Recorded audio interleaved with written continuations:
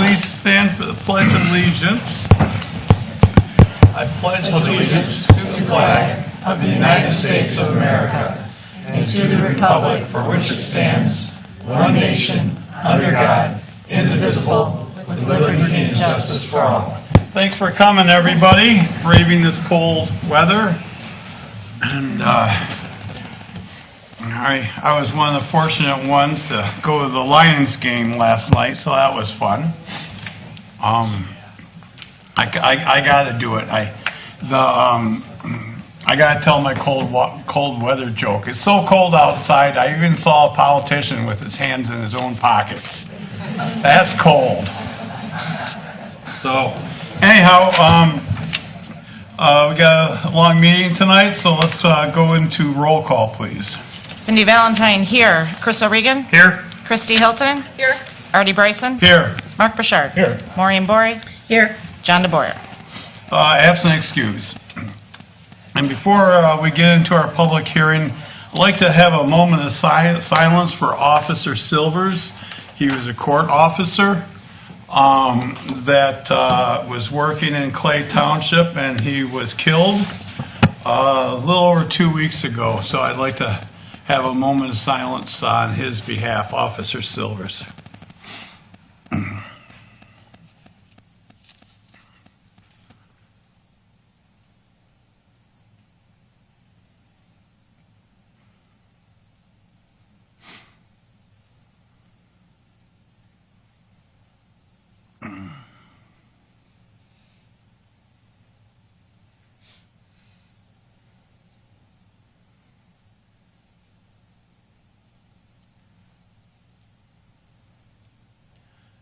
Okay, thank you. And I'd also like to give our police department kudos. This could have gone a lot worse really easy. Within minutes, we got this call. We responded with 3 officers, and shortly after 2 more, there was a short standoff that was could have gone horribly wrong. But the good work of our officers there and Lieutenant Stockwell stopped that from happening. Sergeant Cope was there doing evidence work. Our dispatcher, Dale Williams, did a phenomenal job in dispatch. Unbeknownst, we had that going on, and we actually had a situation going on at the same time in Ira, which we had dispatched an officer to. We actually had New Baltimore give us backup on that at the same time. So it was very hectic, and kudos to our police department. I've gotten the prosecutor and everything's telling me they did great with all their evidence and everything else. So good job to them. So I just wanted to recognize them. Okay. First thing on the agenda, we have a public hearing for rezoning parcel. I'm not going to read it the whole thing. We need a motion to open that. Make a motion to open the public hearing for rezoning parcel 74140600018, the north side of Point Trumbull Road, west of Muskrat Run, 2.3 vacant acres at 6:03 p.m. Support. Okay, motion and support. Any discussion on that? Hearing none. All in favor signify by saying aye. Aye. Aye. Okay, at this time we're going to open up the public hearing, and it's for rezoning this parcel from residential to C3. Is that right, Steve? We're going to C3, so C2. Or C2. Yeah, that's what I thought. Okay, Supervisor, I live within 600 feet. You want to recuse yourself? Recuse myself? Well, you don't have to do it for the public hearing. Oh, okay, good. Later you can. So is there anyone that would like to speak on this topic?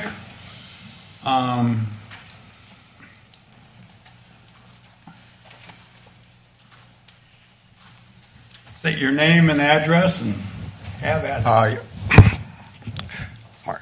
Yes, Art. My name is Richard Quenville. I live at 9233 Maynard Road and down in Clay. been there for 54 years, lived around the lake all my life. Now, I know this topic here involves filling in some wetlands where the old golf course used to be.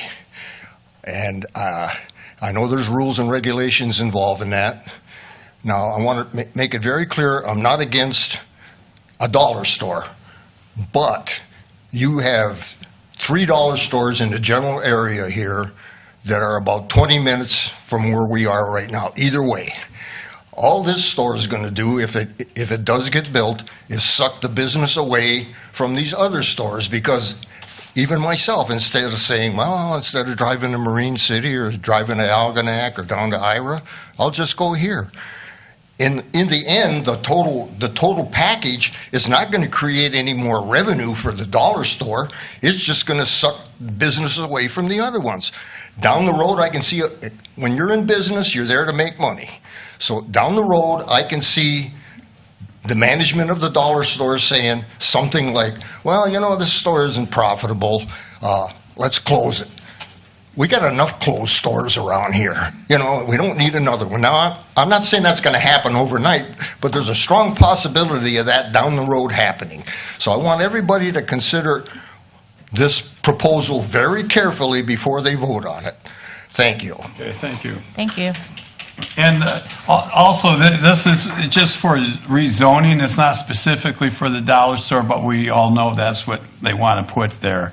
But it could be for anything that would qualify under C2. So, how's Lenny? Good, Artie. Good. My name is Leonard Kalustian. I live at 5667 Point Trumbull Road. I'm going to focus mostly on the master plan. This was a document that was created by your planning staff as well as you. Everybody was involved in creating this master plan. It was updated 3 years ago, okay? We're not talking about a document that was done 10, 20 years ago. This was 3 years ago, right? And in this document, you were specifying your future land use for designations. You've even spelled out residential properties that you envisioned to be rezoned to commercial. You actually color-coded these areas. This was your vision for your future land use, right? What changed? Okay? Did the areas that you designated that were already commercial, did those areas fill up? Are they available today? I'm going to get to a couple of these real quick. Per the statement from Mr. Tom Michaels, I believe he was a Dollar General representative, this was the only vacant parcel that we could easily be obtained without tearing down homes or things of that nature. Meaning, this wasn't the only available parcel. There were other ones. They'd be more complicated, but that's what they were, right? They were tear down a home, right? Isn't that what we want? Do we want to just keep giving away land when we have available property, but they go, oh, that's too much trouble.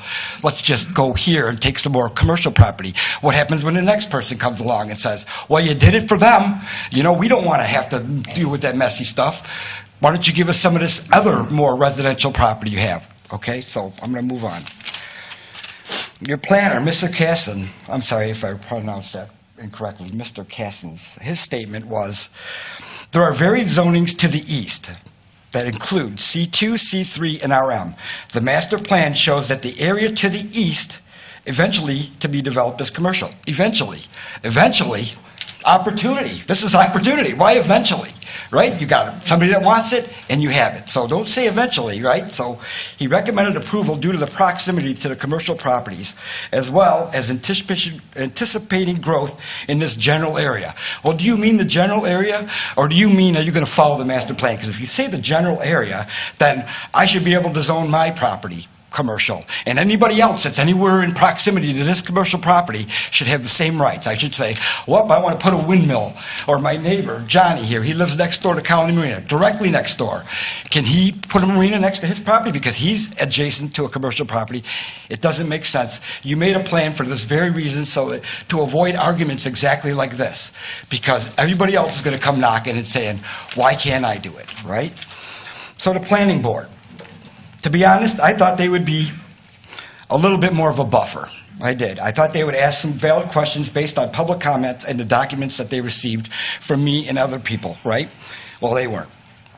They didn't ask any pertinent questions that people's concerns at all, right? So now let's get to St. Clair County. St. Clair County, the planning recommendation was to approve. That was the planning recommendation here, was to approve it. What was the reason for approving it?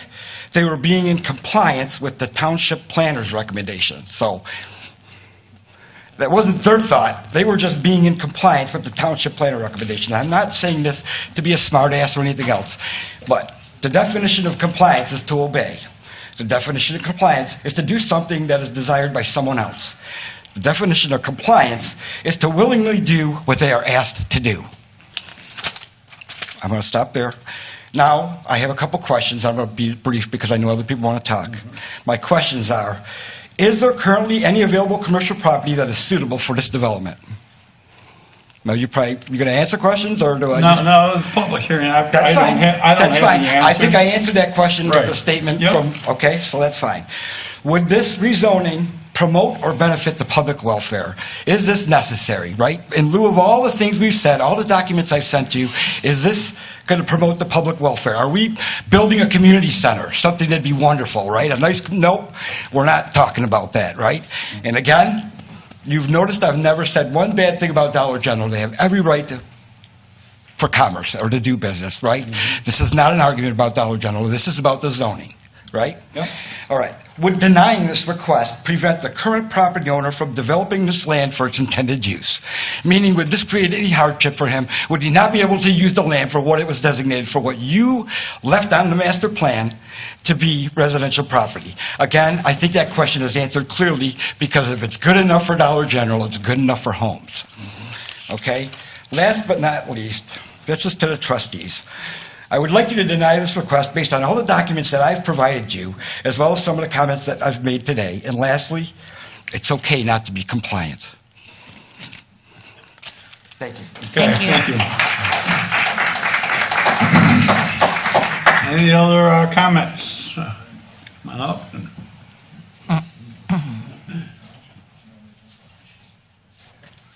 Margaret Orcutt, 5715 Point Trumbull.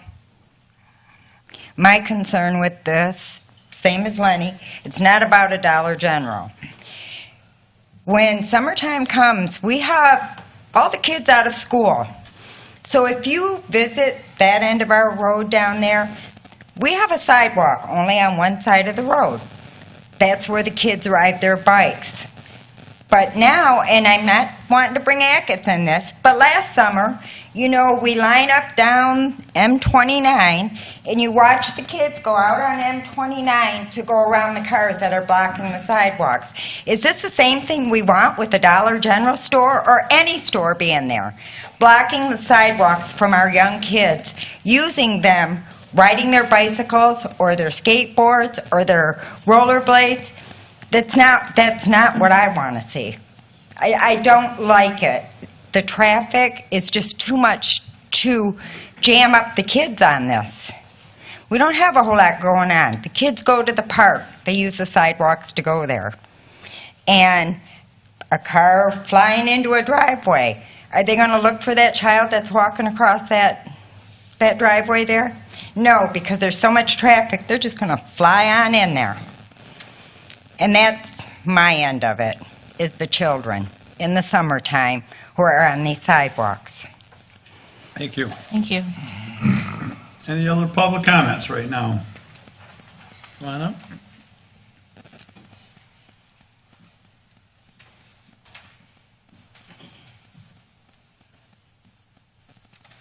Hi. Hi. My name is Melissa Lapham, and I live at 9255 Phelps Road. So I'm on the back side of the property, and I still just have question and concern about not so much the parcel being zoned commercial, but the parcel being split. From what I understand, it's larger than 2.3 acres, and how can you only zone a portion of the parcel as commercial? And maybe I missed something somewhere, but that's my top concern. And then if that is the case, that only the 2.3 acres in the front are zoned as commercial, what happens to the rest of the property? Is it then just trash? Is it garbage? Can somebody ever do anything with that? Is it valuable to the owner? Like, what happens from there? So those are my questions and concerns. Okay, thank you. Thank you.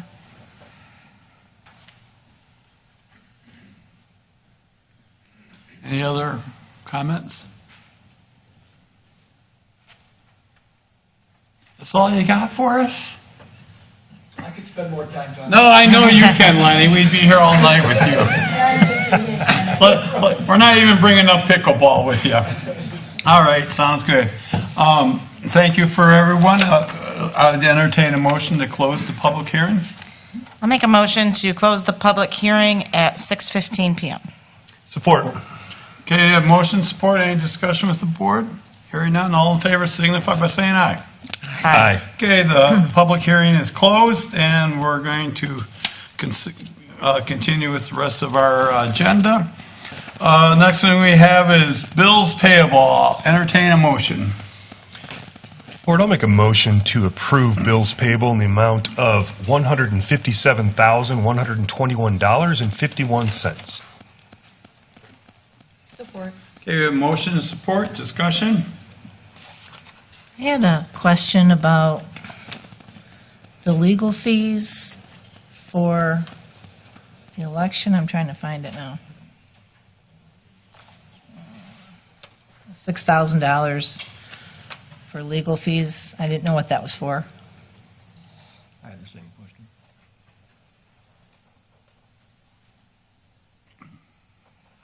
Where did it come from? Do you remember?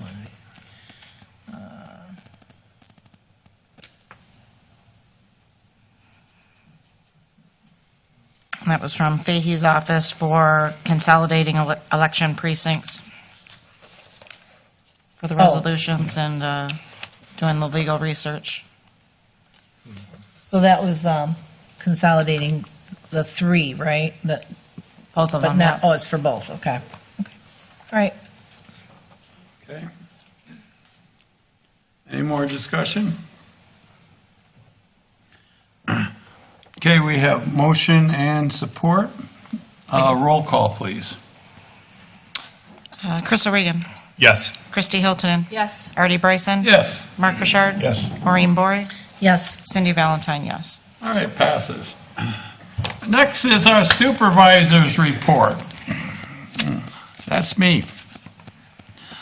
Okay, Clay, as you might have remembered, my last, month and a half ago, I reported that the U.S. Coast Guard is shutting down the St. Clair Shores Coast Guard Station.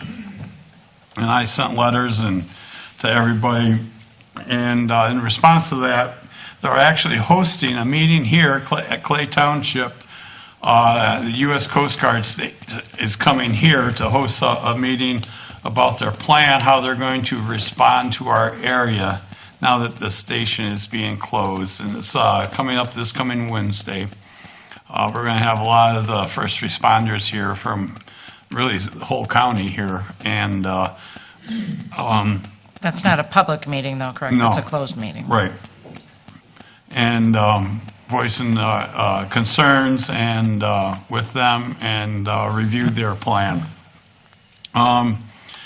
We'll also be hosting a small business town hall meeting right here in this hall. And we're doing this with conjunction with the City of Elginak, Senator Kevin Hertel, and the Anchor Bay Chamber of Commerce. That's January 29th at 10 a.m. till noon. We have speakers here from the Small Business Administration and Goldman Sachs Small Business Fund Manager. And they have some new programs and stuff concerning small businesses. And so anybody that's interested, I encourage them to come. Again, that's January 29th at 10 a.m. And if you recall our last meeting, we passed a very strongly worded resolution for demanding that the state does something with our phragmites on state land here. And we sent that to the head of the DNR, and it got noticed, which we wanted it to do. And I had a very positive meeting with representatives of the DNR last week about controlling the phragmites on state land, which they own more than half of Clay Township. And I stressed to them how they don't pay a nickel for fire protection or police protection, but we're still responsible in providing that protection on this property. And anyhow, we talked about that we're going to develop a plan, a comprehensive plan, dealing with the Phragmites going forward, mostly concerning with St. John's Marsh area, parts of the state park, and there's places on Harson's Island. And it's going to include limited spraying, controlled burning, and cutting. And an integral part of that plan would be a marsh master that we could use. And we had discussions with the local DNR here. For some reason, they can't own one. So they were hoping that Clay Township would buy one or get one. And they would be okay by leasing it from us or paying us for doing the cuttings. They would put in their budget that they would help with the payment of insurance and maintenance. Going forward, if we did this, we'd have like a intergovernmental agreement, and it would be used for making fire breaks, cutting the frags on our utility lines, and basic control of the frags and other spots. So we don't have a framework yet, but we're heading that way. They committed of having, because I know you go by St. John's Marsh there, it just brings a tear to my eye every time we drive by compared to what it used to be. And towards the middle or end of the summer, they're going to do a open house at the marsh. And by then we should hopefully have our plan in place. And they want to go over it then and talk about what they've have been doing in the back of the marsh and what they're hoping to do to restore the rest of the marsh to what it used to be. So I was very positive. I was very felt good walking out, and I think they did too. We definitely got their attention, and that's what they said. They said, kind of slapped us in the face, and they said that, we needed that slap. So, and then we have the Spark grant that we were able to win to. Was for $584,000 for our improvement of our park next door, playscapes and everything. That's the bid packet is out to the DNR. Once they approve that, we'll bring it back here and let the board look at it, and then we will hopefully go out for bid for that project. And we're still looking for spring, summer construction on that. And part of that, too, we're going to reutilize the existing playscapes and take them over to we're going to donate them to Browns Field on the island. I have submitted, we've got a lot of work going on. I have submitted the bid packet for our clay sewer collection system, the rehab, and that includes the interceptor rehab. We submitted that to Eagle, and once they, again, approve that and give us their blessing, we will be going out for bid. I'll bring it to the board to have us review it. We'll be going out for bidding on that project. And that's going to greatly help our infiltration problem on our sewer lines for Clay Township. Like I say, we'll be doing the interceptor, and I think it was like 20,000 linear feet we're going to be lining on it. It's basically, we're not replacing, we're going to put a line in and reline it with plastic. It's commonly done. And again, we actually did receive a $1 million grant to help with that, federal grant. So construction into that will be summer and fall, or fall. We're not going to be tearing up the roads or anything for that. we'll put a spot one place, and they actually shoot it down for, they probably go about, I don't know, 300-400 yards, and then they'll do it in another spot. They're not going to be digging up. The following year, we'll be digging up your roads when we do the water main. County Park, across from Catch 22, we tore down the 2 houses, making room for the beach park going in. And working with the county, secured about $700,000 in development grants. And with the county money they're matching, they're going to have an investment of about $1 million for phase 1 of building this beach park.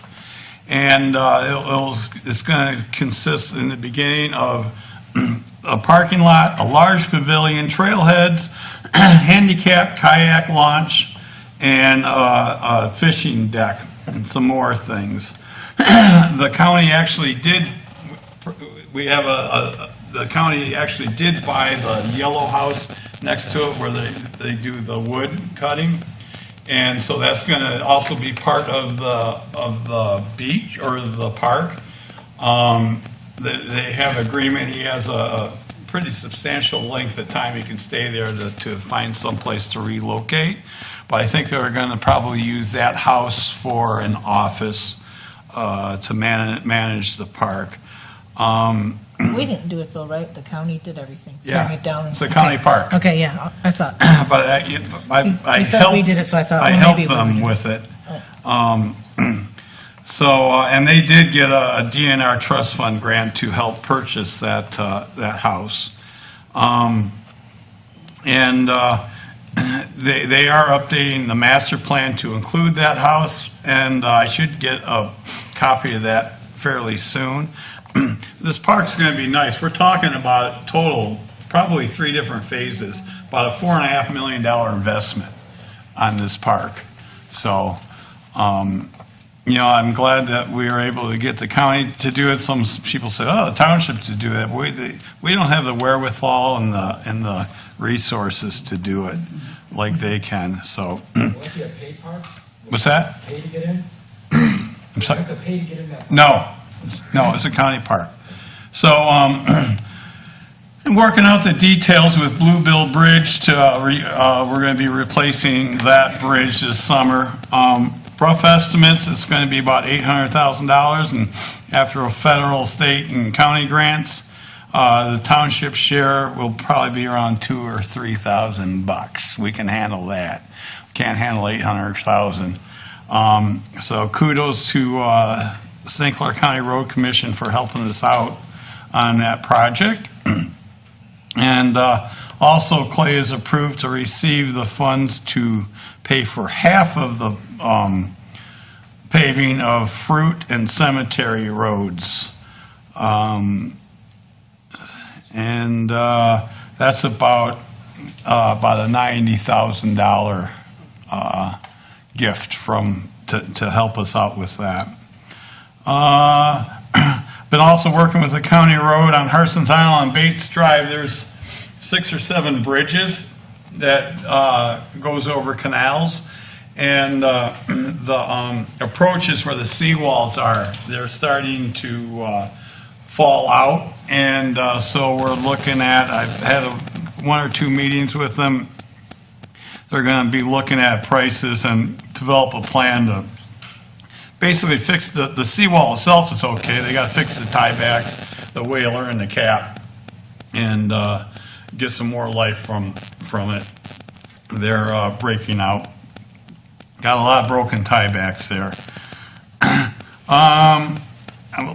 It's nice to say the township, we had our insurance company do a loss analysis report. Is from the Michigan Municipal League, and they actually gave us a perfect score. So we haven't had any claims, work comp claims for, is it 2 years now? Over 3. Over 3 years. So, and we get reflected of lower rates with that, and so I give kudos to all our department heads for keeping us safe. Coming up shortly, we have, let's see, we have 2 HIDA appointments coming up, and then I still have a vacancy on the ZBA. So if anyone is interested on the ZBA or serving on HIDA, give me a letter of interest and plus some, education and relevant experience that you would have. Hopefully by February 1st, if that's possible. I'll be making that announcement and advertising that here soon. The presidential primary will be held on February 27th. They're doing it in Iowa right now, aren't they? As we speak. Iowa caucus. Early voting starts February 17th through the 25th. It's going to be held here from 8 in the morning till 4 in the evening. And in Precinct 4, there's also a millage proposal from Harson's Island Transportation Authority. Let everyone know, save the dates, Clay Days. And our American Indian Powwow will be in our park May 11th, starting at noon. We'll be doing all the particulars with that. And our San Souci block party is the weekend after May 18th in downtown San Souci. It starts at 5 p.m.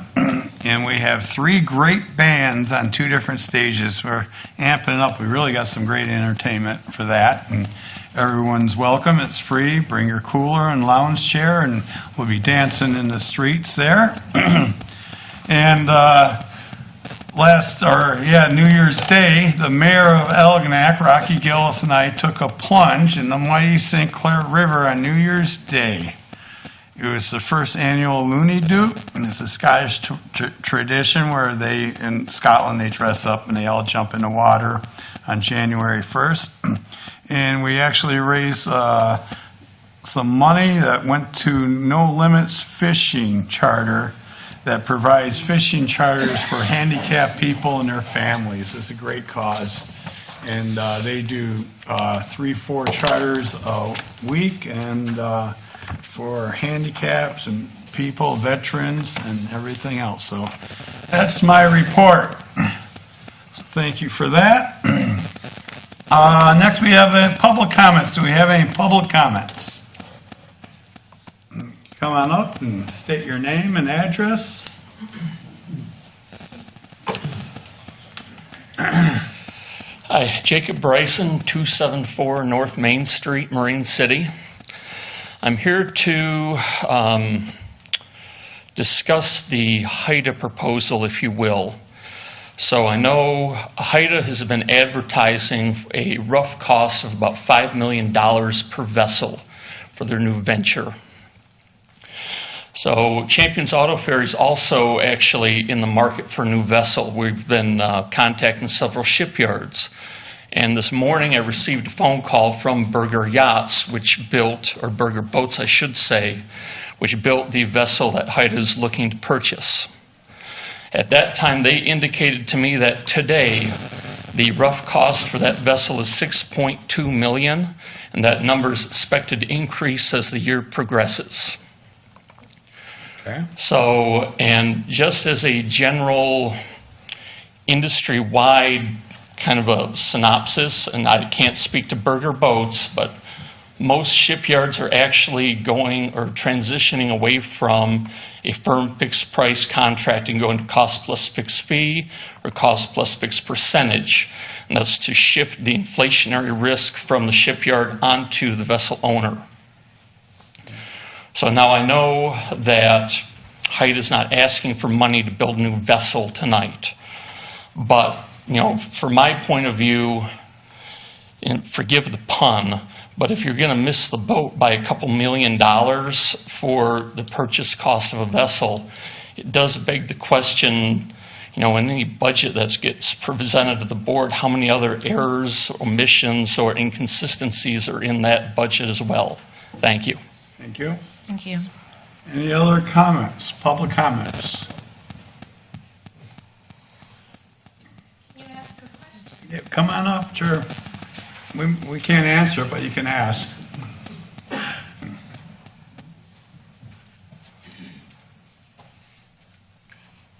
My name is Judith Campbell, 6052 St. Pierre. And you are familiar with the letter that I wrote and was given to the board about the opt-out on the new emergency response guidelines.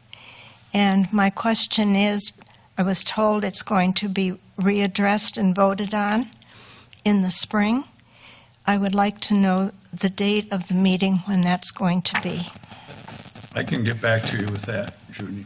Okay? 'Cause I don't, yeah, You will get back to me with the date. yeah. Okay, thank you very much. All right. Nice seeing you. Thank you. Any other public comments? Okay. Hearing none, moving right along. Go to the consent agenda. I'll entertain a motion. I'll make a motion to approve the consent agenda with the minutes of 12/18/23 draft, the reports of board-approved in-between meetings, EFT, and payroll. And I would like to add the minutes were corrected on the website this afternoon to reflect that Christy Hiltonen was not at the last meeting. Could you repeat that, please? The minutes have Christy Hiltonen as present, and she was not at the last meeting, so they've been corrected and reposted on the website. Support. Okay, a motion and support. Any discussion? We can't see the minutes, the link is broken. I'm trying to see it on the email, it's not there. I got it. Yeah, I had mine. I just did mine. No, the minutes draft right here, see, I'm clicking minutes.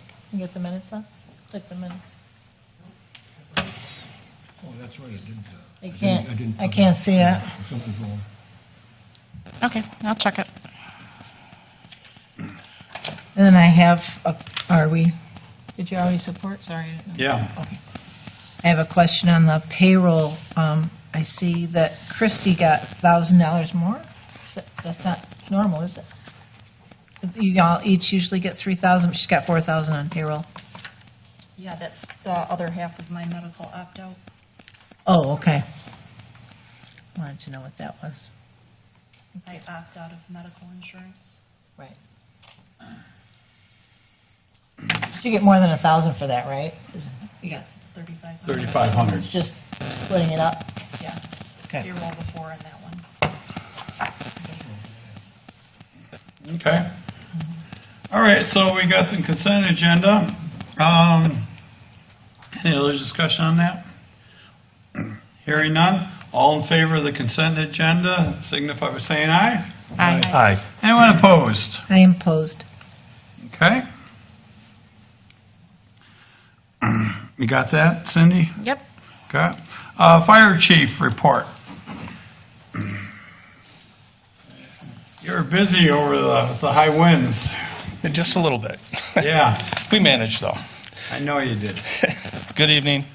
Chief's report for December 2023. I attended one meeting, that was with Tri-Hospital EMS. We discussed a new platform, American CME. They have a new platform for training, for medical training, and CEU credits that the firefighters can get to maintain their medical license throughout the year. Firefighter Higgins will start his Firefighter 1, Fire 2 class in January, and that's located in Marysville. Fireboat 1 has been stored at the Algonac Harbor Club. We've been having some issues with Tango 3 with the pump on it. I'm going to have John Burby take a look at it to kind of evaluate it. He's one of our truck mechanics that we use to work on our vehicles at the station. Started working on our ESO platform, our new reporting platform. I hope to have everybody up and running by the end of January with that. I had a company by the name of Fleet Mod from Coopersville, Michigan. They refurbish fire trucks. I had them come in and look at engine 4 to give us a quote on what it would cost to go through the truck. They would go through the pump. They would replace all the lights on it to bring it up to today's code, LEDs, and put some shelves and some plugs in it so we can charge some of our equipment while it's sitting on shore power. So I expect to get a quote for that. That would save us some money if we were to purchase a new engine. You're looking about $700,000. If we can get that done for anywhere between $40,000 and $80,000, that's some savings there. When are you going to have a quote? You think? Well, they came here about a week or so ago. I hope to have it this week. Okay. Okay. All right. And then fire department training for the month. Fire Rescue 1 training, we had 18 hours of that. Medical training, we had 13. Department and crew training, we had 30 hours. Any questions for Chief? Chief, physical training or online training for the Fire Rescue firemen? 1 is online training, and the crew and department training is hands-on training. Thank you. Sounds good. Thanks, Chief. Yep. We'll see you back up here in a little bit. Okay, new business. First thing is our annual audit presentation from UHY. And we have Tammy here and Paul Bailey. And come on up and Thank you. It's a pleasure to be here tonight. As thanks Mr. for Parkin working with said, us. I'm Paul Bailey. I'm the partner in charge of your engagement. This is Tammy Pitzer. She's a senior on your job. She runs your job on a day-to-day basis. Your audit report's about a 75-page document. I've handed out a presentation that kind of dwindles it down so we're not here for a couple hours doing this. Overall, you're in excellent financial condition. We're going to talk some specific numbers and other things as we go along, but overall, everything looks good. If you turn in just past the title page on that presentation that I handed out, I think we also handed out your blue audit report. I believe you got it electronically also, but here's the hard copy. Sometimes it's a little bit easier to read in the hard copy than electronically. That way you had it both ways. One of the first things in your audit report is called the Independent Auditor's Report. It's probably the first thing past the table of contents, and you have what they call an unmodified or clean opinion. That's what you're striving for. We sent your report into the Michigan Department of Treasury after we were completed. We come out, we do your audit, we go back to the office, pull it all together, then we come out and meet with your management group, supervisor, clerk, and treasurer, go through it page by page, spend a couple, 3 hours going through it in a lot of detail to make sure that we haven't misinterpreted something and things like that, to just go through that. Again, you have what they call an unmodified or clean opinion. The next two items we're not going to spend a lot of time with, but I always touch on them just so you know they're in there. There's something called the Management Discussions and Analysis on page 4 to 8. And basically that's just a letter that tries to help readers understand how your financial statements are put together, as well as some very summarized financial information. The next thing is what they call the Township or entity-wide financial statements. Quite a few years ago, they decided that there's really two sets of financial statements in your audit report. There's a commercial way of looking at Clay Township, and then the traditional way governments have historically reported. The first three statements on pages 9 through 11 is more of a commercial way of recording, looking at the township, and it includes the value of all your buildings, the book value of all your buildings, any debt that you owe, including any retirement payments, things like that. It's more of a commercial set of financial statements there. We're going to spend our time tonight on what they call the fund financial statements, or the traditional way governments have reported for the last 30 or 40 years. It's also the way you keep your books there. So we're down towards the bottom, Roman numeral 4 on the handout. The general fund, you'll see there, as of June 30th, 2023, you had assets of $2,867,293. You had liabilities of $105,830, so that left a fund balance or a carry forward into your new year of $2,761,463. And you can see how that compares to the numbers at the end of 2022. Number 2 there is what they call your statement of revenues, expenditures, and changes in fund balance, or your operating statement. This year, your general fund took in $2,041,000. You spent $1,731,000. So for the year ended June 30th, you were $310,186 to the good, revenues over expenditures. So a very good year. And you can see, again, last year you were $242,000 over. We also, at this time, I'll go through we include some graphs for you on page 4, just so you can kind of visually see where your dollars come from and go. The pie graphs on page 4, this is your revenues by what they call the function category. You can see about 50 cents of every dollar comes in from what they call intergovernmental, primarily your state shared revenue. So half your budget, as you're probably well aware, comes from intergovernmental type revenues.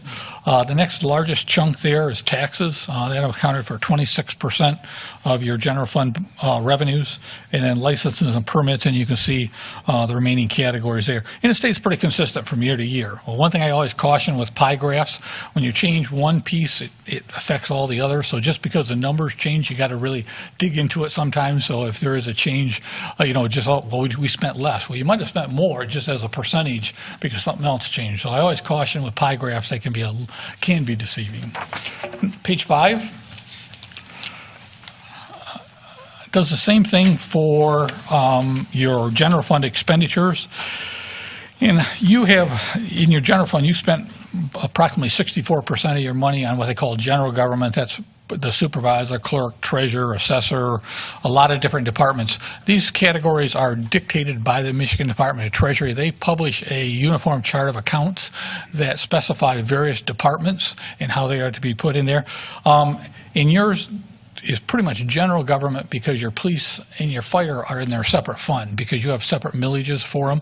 A lot of governmental units account for those within the general fund, and therefore the general piece goes down when you put those in. But you can see it's pretty consistent, again, from year to year.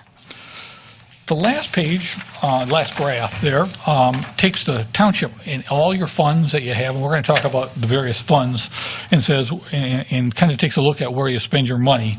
And the biggest category is public safety, which is police, fire, things like that. This year, almost 50 cents of the dollar, 46% of all dollars spent was on public safety. You can see there the next kind of piece was either your public works, 11%, and general government were tied with 11. The water fund was 17%. Sorry, there. Just to give you an overview of where the dollars go when you put all the funds together and just take a look at it. If we can turn back to page 2.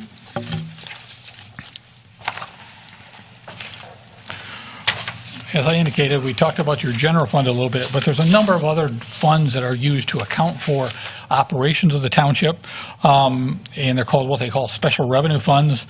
And you can see there the fire fund and the police fund, and you can see each of the revenues come in and the expenditures for each. The fire fund was to the good, revenues over expenditures of $69,612. The police fund, $86,338 to the good.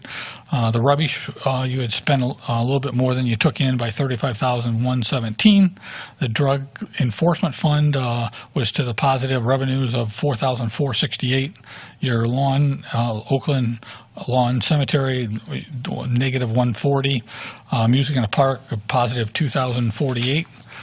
Road canal projects, expenses over revenues of $6,906. Your Parks and Rec, you spent $39,428 more than the revenues. The Pragmite program, you were to the good $1,586. The CARES Fund, you had revenues over expenses of $28,007. And your ambulance fund, which is new, was to the good $133,000. So, and then the next item just shows your fund balance in each of those funds as of June 30th, carry forward into the next year. All of them are positive. You would never want to try to end up in a deficit, but everything's a positive there. At the bottom of the page, you also have what they call a perpetual care fund, your cemetery perpetual care fund, and basically you had $1,945 of revenues and no expenditures out of that fund, and a fund balance of $77,945. On the top of next page, on page 3, You also have water and sewer funds that operate similar to a business. As you know, you provide a service and you charge your residents for that service. The first column is your water fund, and it starts out with your operating revenues. I'm not going to go down, but your water fund was to the good $157,159, kind of on a modified cash basis. We kind of add back depreciation and do it. And your sewer fund was $8,028 positive. The next item is kind of working capital. If you had to take all your current assets and pay off all your current liabilities, how much would you have left over? And your water fund would have just under $4.2 million, and your sewer fund about $1.3 million. And you can see the change from last year there. So that's a real quick synopsis of the numbers. I think everything looks good.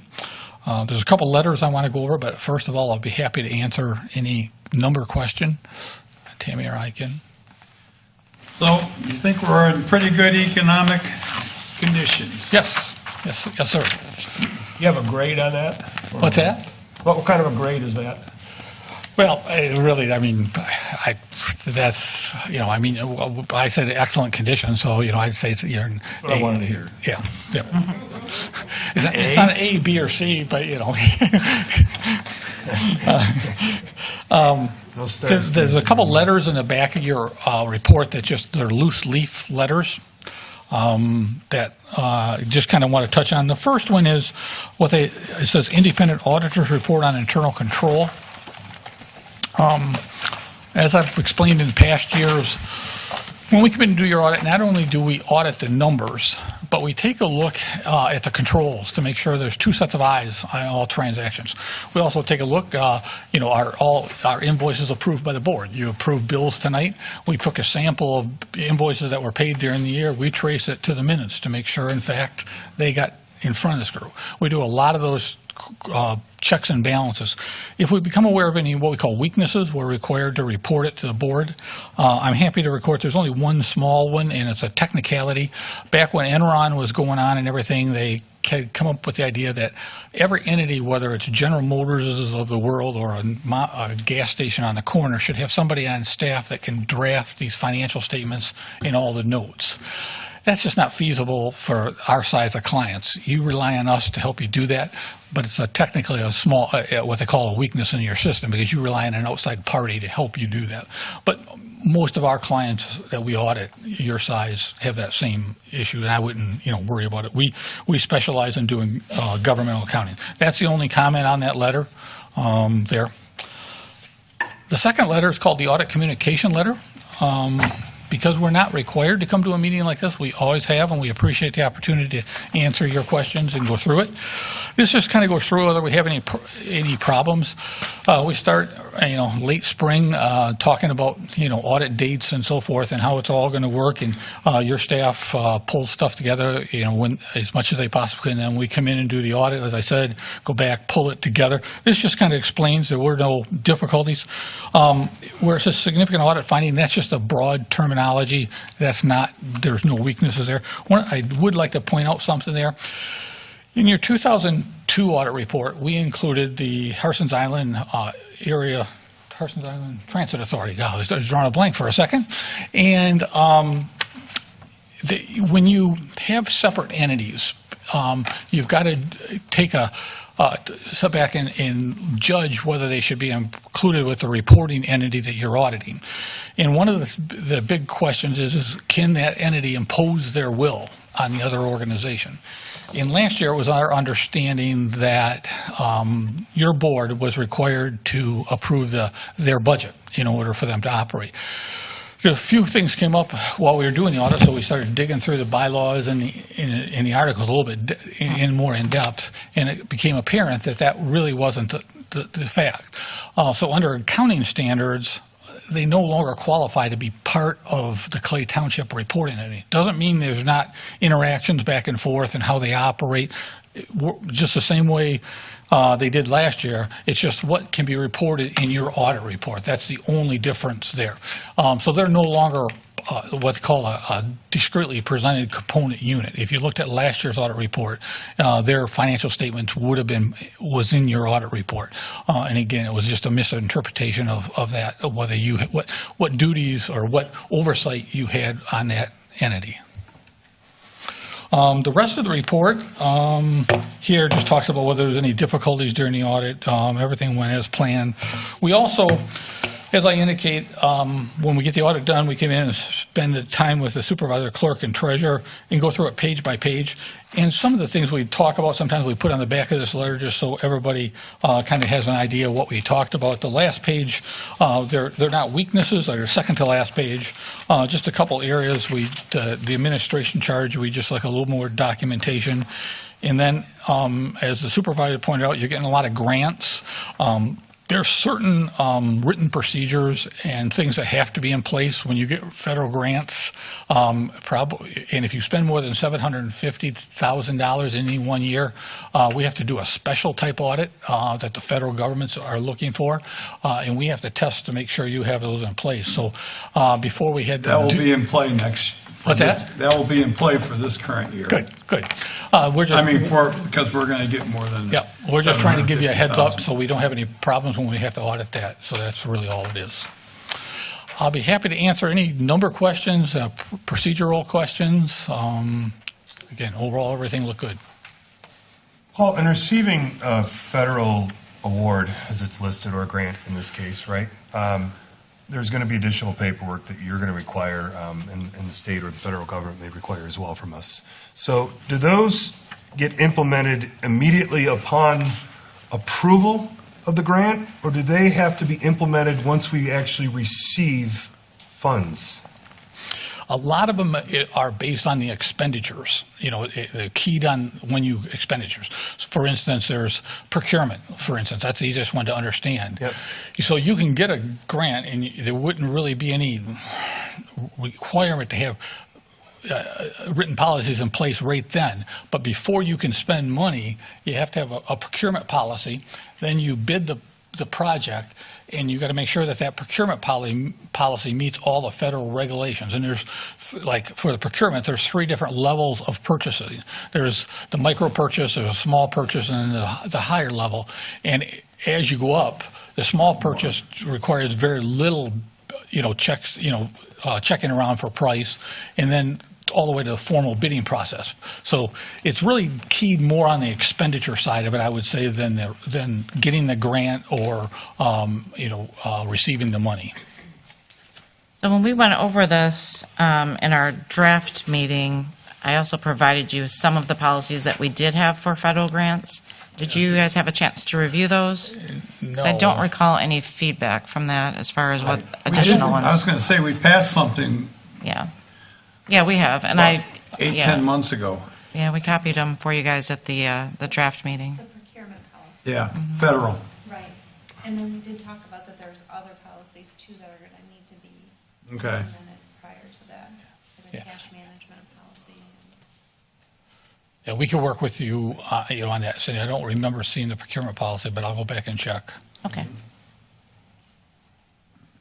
I was just curious on the DDA. I know we had $434,000 that went to our DDA. Do they also have an audit type of a process, or is that under us, or how does that work? Yeah. It's in here? Yeah, it's in the very back pages, and I didn't cover, let me just kind of find, nope, it's not the back pages, sorry.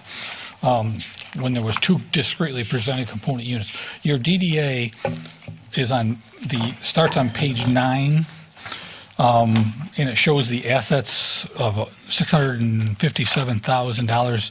It's the far right-hand column. You see that? But there's also a page on page 75 that shows what they spent and what they took in and what they spent compared to budget for the DDA. Good question. I'm sorry I didn't cover that.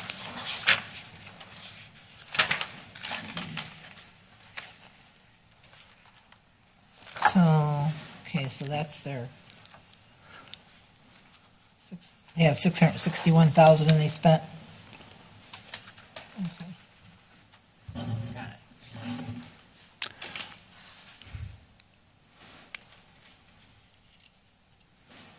Did you say 661? Is that, What page are you looking at? Are you looking at page I'm looking at 75? page 9. It says total assets of the DDA. Yeah, On page 9, it says on the far right, component unit DDA, cash and cash equivalents at 657. They took in 3,800, so Yeah. they have 661,000. Can I explain that? On page 9, the cash was 657,000. There were some receivables of 38, so they had total assets of 661,000. But they owed at that time 170,574. So their fund balance was 491. Now, if you look over on page 75, this year they took in 282. They spent 434. So they actually spent 151,000. In their beginning fund balance at July 1st of 2022 was 642. That comes down to that 491. So you this is your balance sheet of your cash less your liabilities equal that very bottom number on the page 75. So they spent 61,000, is it? I'm trying to see what they spent, because On page 7, this is the only audit on the DDA, so you don't see what they spent it on or anything, right? not in detail, no. Okay. Yes. Yeah, this year they took in 282,656 and they spent 434,427. That was a lot of capital items. Yep. Pickleball and then the pier, Yes, Pearl Beach yes. Pier, the bathrooms. Yes. That goes through us, I mean, we approve that stuff, right? Mm-hmm. It's all in there. DDA does. Okay. I just didn't know if they had, a detailed audit too, so I was Yes. curious. Yes. Thank you. Any other questions?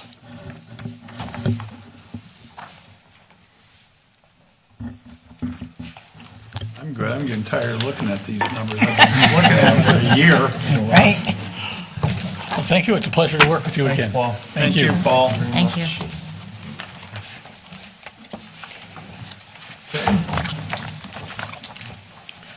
Thanks for coming down from Port Huron.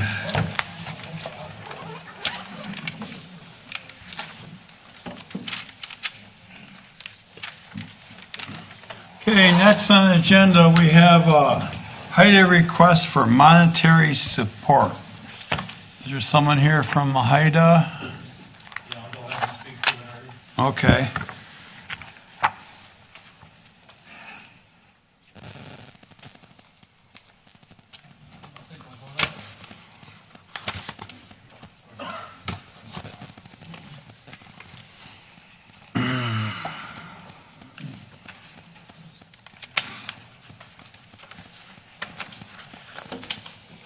So I'm Skip Torno. I'm 8331 Lagoon Street, Harson's Island. I'm on the HIDA board.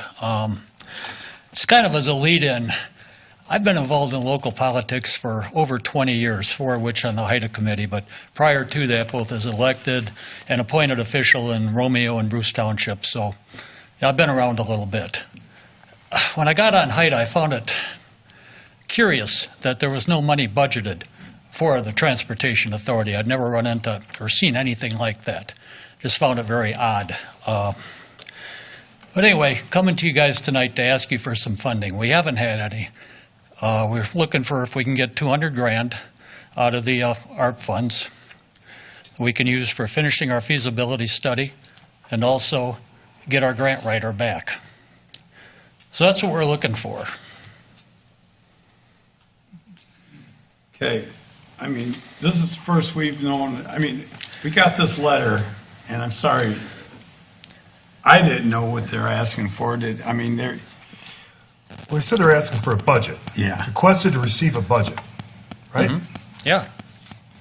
I mean, You're not asking for a budget. You're asking for funds. I'm asking for funds so we can have a budget. Okay, so it's not a budget. You guys set the budget, apparently.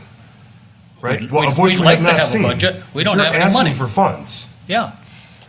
Okay. Yeah, this So board. you're not asking for a budget. This sir. board You're asking for incorporated funds. this Transportation Authority. And you guys have never funded it. I mean, how does that work? Who drafted this letter? I don't know. It's a reasonable question. Well, I don't know. I'm giving you Are a you on the reasonable board, answer. sir? You just stated you're on the board, right? I am on the board. Well, it's not signed. I just wondered who drafted it. I'm telling you, I don't know. I'm filling in for Harold tonight. Okay, Okay? just a question. Okay? So do you know when the Put you on board, defense. Giving you an honest answer. do you know when the board approved sending this letter to us? No, I don't know that either. Is there a problem with sending you a letter asking you for funding? No, but it's a board decision to do something like this, and I see nowhere in the minutes that the board even discussed sending us a letter.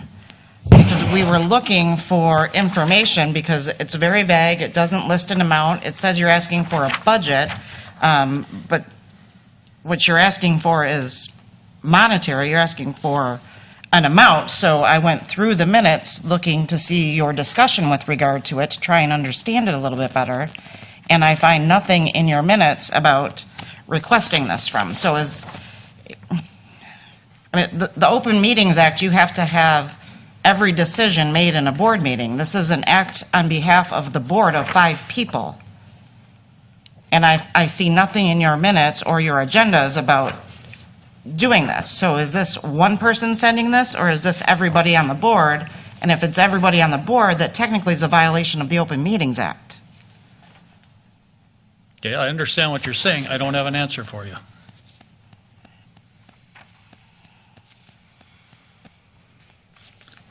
You know, on our board, we've heard a lot about how we're getting supported, from the township and that.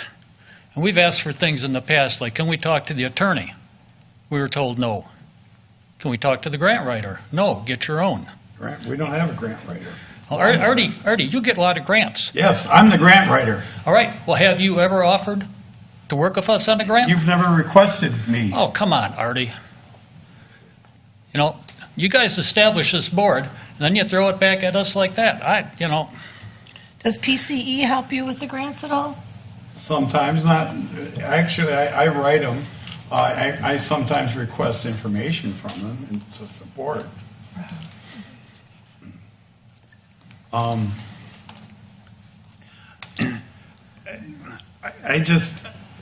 think this letter is so poorly written. I actually requested 2 requests last week for funds. One was for Marshmaster. And, I put in it, how much I was requesting, which isn't in here. I told them what exactly it's for and how it was going to be spent. I put in there, what the timing of it was going to be, who it benefited, and why it was needed. And that's just common questions or common things you put in any request for funds. And Well, I think you intended on saying when they came. Well, no, actually, it says in the letter they want us to vote on it tonight. Oh. Parsons Island Transportation Authority verbally requested to receive a budget in the past. This was not addressed. The budget was never granted. A budget was never granted. You make your budget. That's what I don't understand. Budget was never granted, and we received no monetary support from Clay Township. The correspondence of this is an official request for a budget. It's an official request from your board to request for a budget from us. Again, I don't know what budget actually means in this. Please place our request on the next agenda for the January 15th Clay Township Board meeting and address the issue. HIDA board members, plural, will attend the meeting to present the request and ask that Clay Township Board vote on it. That's what your letter, your name's attached along with 4 others says. Thank you, Parsons Island Transportation Authority. Like I say, it's very vague, and now I have 200,000. We have a number, but we still don't know what it's for, or where it's going to You be said what it was spent? for. You said it was. Yeah, for- I already told you what it's for, Artie. It's for finishing up the feasibility study Okay. and for getting our grant writer back. Okay, well, that should have been in the letter. I've received, I think you guys put a email request out for people to come to this meeting and support the Clay Township to give you ARPA money, because that's what was, we've gotten several emails the past 2 days about, I don't know, did you guys receive some emails? 14. 14? I got 14. A lot. And they all said, you have $850,000 of ARPA money, and that's what we want. Right, that's about 50/50, wanting it and not. Yeah, and actually, it was, I had 12 that didn't want us to support you in it, and 8 that wanted support. But that was all ARPA money. And so I had to explain to them that we just can't give HIDA ARPA money, and why. But someone communicated from your board, go out and come to this meeting and support, that the board will get ARPA money to HIDA. And there again, I don't know where it comes from. We just started getting all these emails. And it also stated to reduce the amount of taxes that everyone would have to pay if the millage passes. Right. But Well, it comes down to, if we would have had some funding from the start, we wouldn't have had to do this millage thing in the first place. We kind of got backed into a corner by you guys. So I came here tonight fully expecting to not get any money. And Okay. I think that's probably what's going to happen here.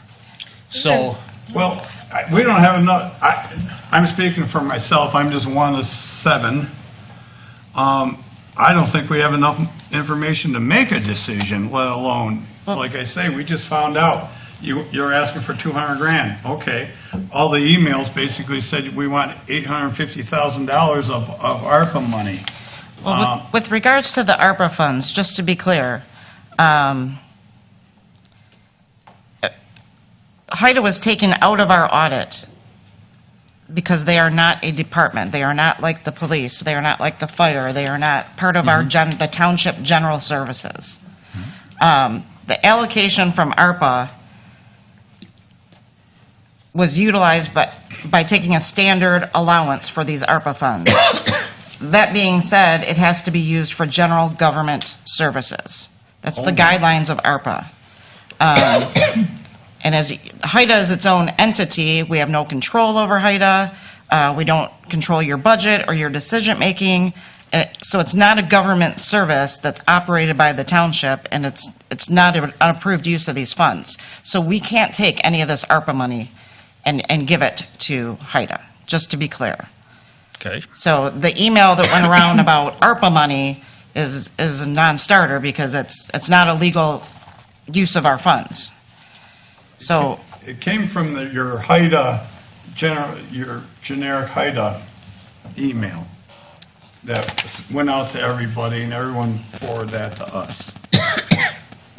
And another point, Skip, in your articles of incorporation, on number 9, it says, HIDA, the board, HIDA, shall furnish an annual report to the governing body, that would be Clay Township, a participating member with respect to operation, maintenance, financial condition of the authority. We've never seen that.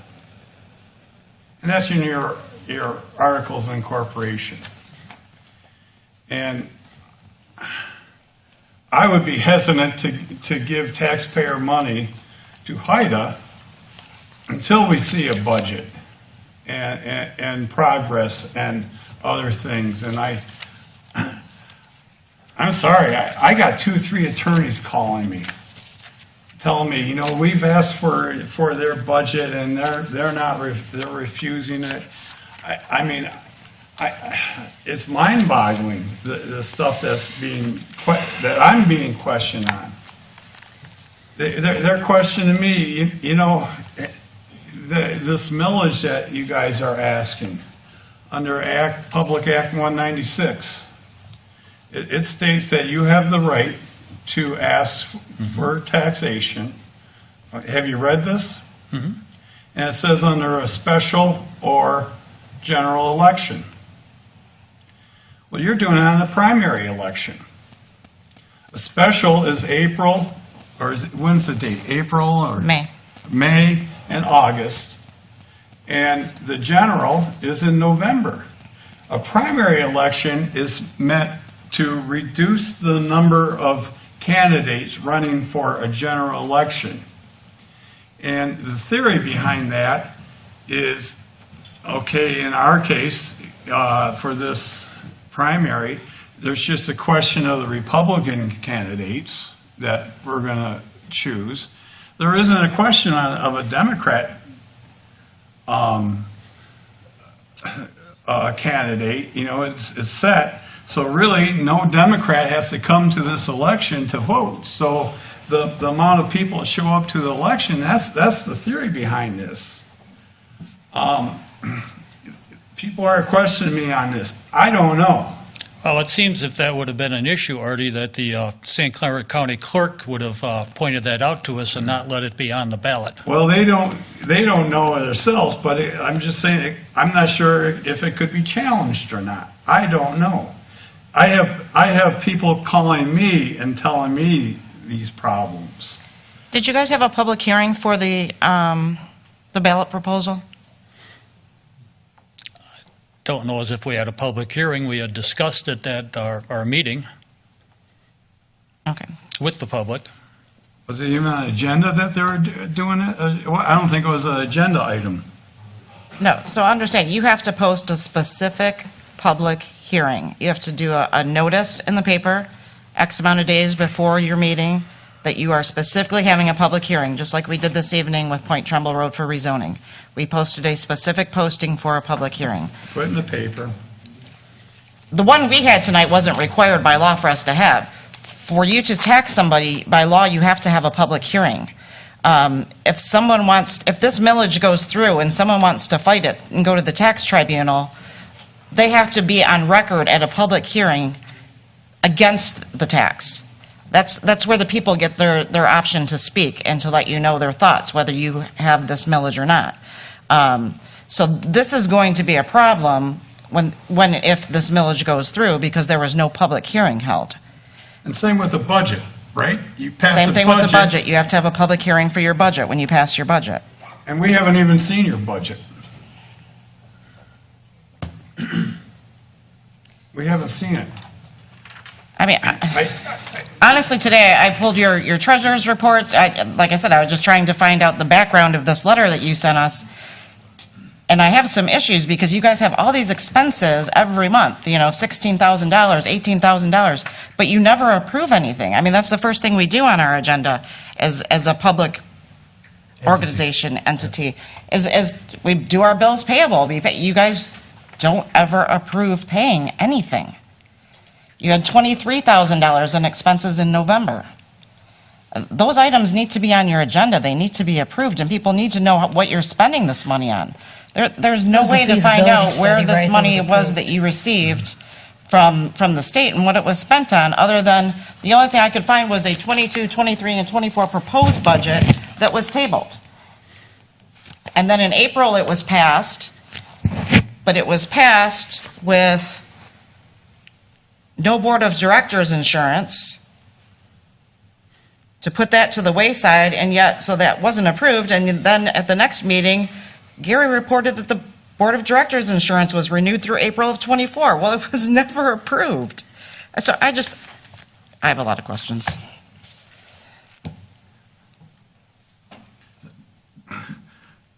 So, I mean, we put a lawyer on the board with you to help you, because he should know the legalities of how to work Open Meetings Acts and how to, navigate the public acts to know what you need to do and how you need to do it. And I apologize that did not happen, but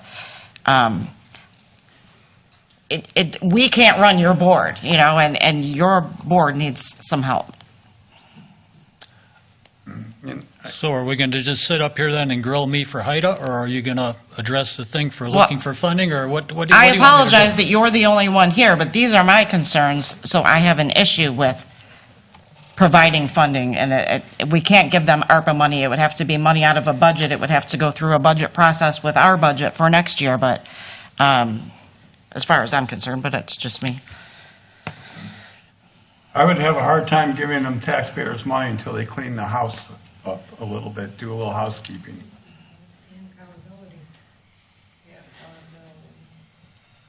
Internal controls, I know the audit before, they were lacking. I would hope that a year later that those issues were taken care of. There were significant budget issue or issues with your audit from the year before. And we haven't seen the audit report yet for HIDA, but like we just had for Clay. But before, there was significant issues with your audit. Internal controls, there wasn't a budget passed, there was no accounting system. And I would hope that's been rectified. And you say about getting grants. When we go for grants, they look at our audit, and they make sure we have a clean audit. And if we don't have a clean audit, guess what? We don't get grants. So there's lots of challenges. In April of '23, they said, in your minutes, updates will be provided to Clay Township on an ongoing basis. When is that? April of '23. What does it say? Updates will be provided to Clay Township on an ongoing basis. I don't believe we have ever received any updates. Well, we requested a few meetings ago on the island, and nobody showed. So.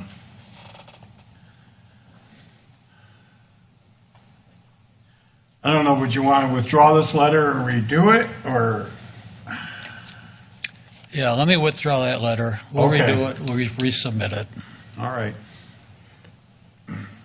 Do you need support in, Yeah, we in could- guidelines, like, to help channel you, like, to get you back up in front of the board and to be able to be in a position to answer the questions that are going to be asked? Do you want that help? Is there a representative you can? I guess what I would want to know is this board going to support HIDA? And, you know, it sounds like I'm going to be fired anyway. So I'm just going to put it out there. Artie, I mean, are you representing the people in Clay, the people on the island? I represent Or are you Clay representing Township. your brother's business? I mean, a lot of people are asking me this question. Okay, I represent Clay Township. And you're asking for money from Clay Township residents. And before, personally, I'm willing to do that, is I got to make sure that your house is clean. And right now, we can't say it is or not. Did you guys complete your audit? No, we have not. That'd be one thing I would like to see. And a budget. Would you like us to compile these questions in a list and get it to you so you can get the answers to them? That would be fine. Okay. And as far as the audit goes, I guess up till a few days ago, we assumed we were going to be part of your audit again. And we just heard that we're not. So. We made that decision a while ago, but. That wasn't communicated to us, so. I believe their treasurer was out of the country. That was the issue. So, well, should we make a motion recognizing that Heidi's going to withdraw this letter and, or request, and that we give them some guidelines, that things we'd like to see moving forward if there's going to be another request? So moved. Support. Huh? Sounds like a good motion. Okay. And we're not saying no, but we just need more information. Okay, I have motion and support. Any more discussion? Yeah, so let me just briefly state something for record. HIDA is ingraining themselves with the island, like they're trying to pair up, right? And it's one and the same. And according to emails that I'm getting, right, it's not one and the same. This is a divisive, polarizing topic. So with that said, like, just because we're asking them to resubmit, I guess what I'm trying to say is, like, I support the island wholeheartedly. And I know the members of our board support the island. But just because we're asking HIDA to clean up the request doesn't mean that we won't support the island. And I just want to make sure that's clear. Those are two way different entities, two completely separate things in my mind. And I just need to say that because, and you're in a difficult spot, right? Because you're the representative, right? And we're asking you difficult questions on information that we're getting, and you're not able to supply some of the answers. So this is not a personal attack on you or your character. We're trying to find the answers, and if things line up and we can help you, then we there's a portion of the board we'll vote on whether or not to extend financial means and services to the best of our ability. But things have to line up first, and so we don't get ourselves in the pickle. Because we're an acting governing body, and we have channels and guidelines that we must follow. There is no deviation. We have to follow this. So all we're trying to say, I guess, I'm trying to say personally, is that if you allow our team to help you outline the questions that need to be asked and the background information that we'll need to make the decisions, then the next time a board member comes in front of us, it'll be a lot easier discussion. And again, it's not a personal attack on you or your character, sir. I promise you that.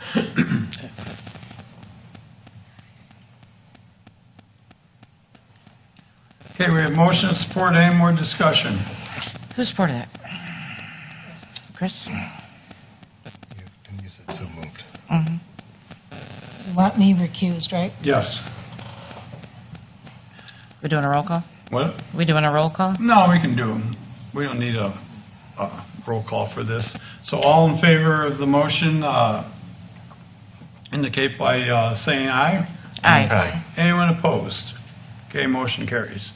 Thanks for coming, and I thank everyone for all the emails that I received. I answered. It was all about ARPA money, and I explained to them how ARPA money we wouldn't be able to do that request with ARPA money, and how we are, what we're planning on doing as far as prioritizing and allocating the ARPA funds that we do have.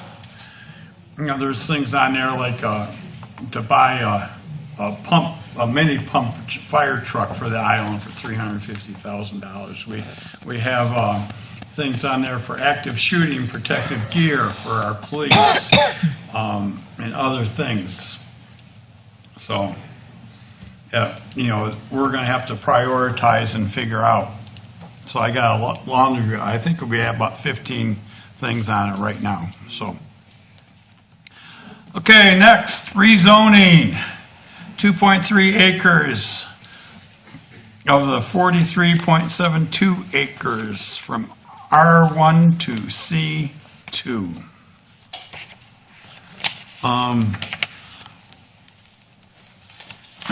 As stated, the Planning Commission approved this. And, yeah. Because I'm not going to go stand out in the cold. No. No.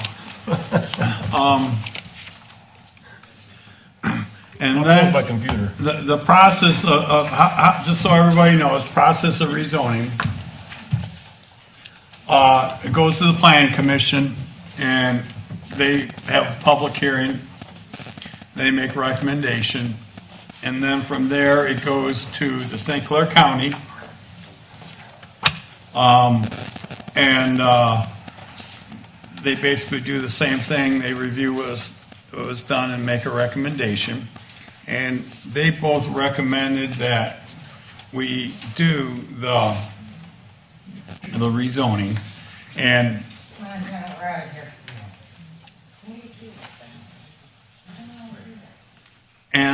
from there, it comes to our board, and then we have final say, which we haven't said yet what it's going to be. And to answer a couple of the questions, someone talked about the property in the back is wetlands, and that's more or less, that's not controlled by us, it's controlled by Eagle. And I have talked to the property owners.